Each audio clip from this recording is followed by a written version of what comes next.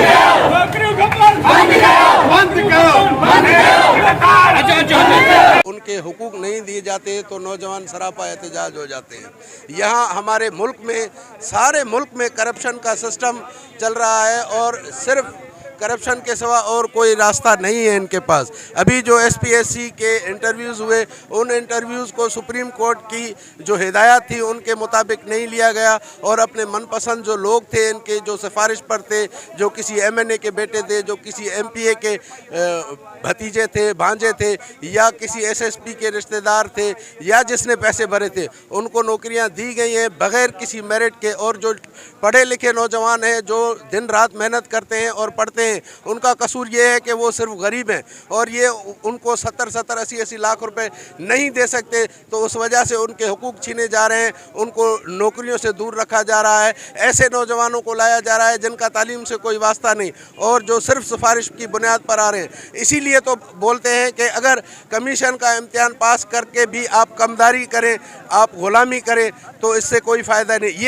यही वो लोग हैं जो बाद में आगे चलकर कमदारी करते हैं, गुलामी करते हैं। और अगर हमारा पढ़ा लिखा नौजवान जो मेरिट की बुनियाद पर अहल है और वो नहीं आता, तो ये हमारे मुल्क और कौम का नुकसान है। इस नुकसान के ख़िलाफ़ ये नौजवान आज सरापा एहतजाज हैं। हम इनके साथ शामिल हैं इनके एहतजाज में और इनके हुकूक की जंग को इंशाअल्लाह जहाँ तक ये बोलेंगे हम वहाँ तक लेकर जाएंगे। और हमारी अपील है जो हमारे हुक्मरान हैं उनसे कि आप देखें, इसके ऊपर एक जुडिशल इंक्वायरी बिठाएं और वाज़े करें कि किस तरह से बेकायदगियाँ की गई हैं, किस तरह से रिश्वत के एवज़ ये नौकरियाँ दी गई हैं, उनको ज़ाहिर करें और इस दस्तूर को ख़त्म करें कि गरीब का बच्चा कोई नौकरी हासिल नहीं कर सकता।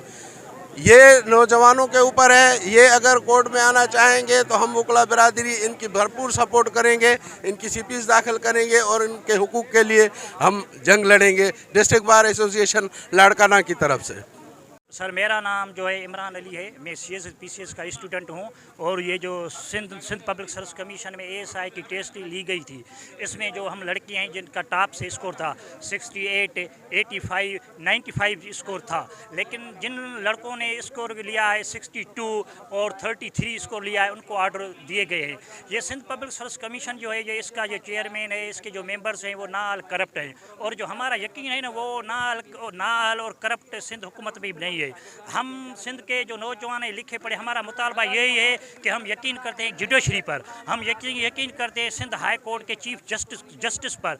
हम उसको मुतालबा यही करते हैं कि इंटरव्यू पॉलिसी ख़त्म की जाए, टॉप टू बॉटम लिस्ट जारी की जाए और वेटिंग लिस्ट जारी की जाए और ये जो जॉब्स हैं इनको ख़त्म किया जाए और जो सिंध पब्लिक सर्विस कमीशन है उनके खिलाफ़, उनके चेयरमैन के खिलाफ़, उनके मेंबरों के खिलाफ़ सख्त कदम और कार्रवाई की जाए, जैसे कि दोबारा वो उनको ऐसा मौका न मिले। बड़ी मेहरबानी। मेरिट बहाल होनी चाहिए और ये जो पैसों पे नौकरियां बेच रहे हैं वह और शागिर्दों को अपना हक नहीं मिल रहा। जो 70-80 स्कोर लगा के आ रहे हैं वो बैठे हुए हैं और 30-40 वालों को ऑर्डर मिल जाता है। अभी ASI में भी SI हुआ था, 60 लाख भर के बंदों ने सीट्स ले ली और जो एल बंदे थे मेरिट पे जिन्होंने स्कोर हासिल किया था वो अभी पीछे ही बैठे हुए हैं। SI पहले हुआ था, NTS में भी वैक्सीनेटर की टेस्ट हुई थी, उसमें भी उन्होंने पैसों पे नौकरियां जो वैक्सीनेटर की सीट्स थी बेच दी और जो मेरिट वाले बंदे थे 80-90 स्कोर लगा के बैठे हुए थे वो अभी तक बैठे हुए हैं। तो हमारा मुतालबा यही है सिंध गवर्नमेंट से,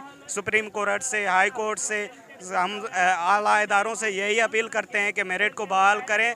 बराए मेहरबानी गरीब बच्चों के साथ इंसाफ कीजिए और हमारे साथ इंसाफ कीजिए और हमें मेरिट पे अपनी नौकरियां दें ताकि हम रोज़गार के लायक बन सकें।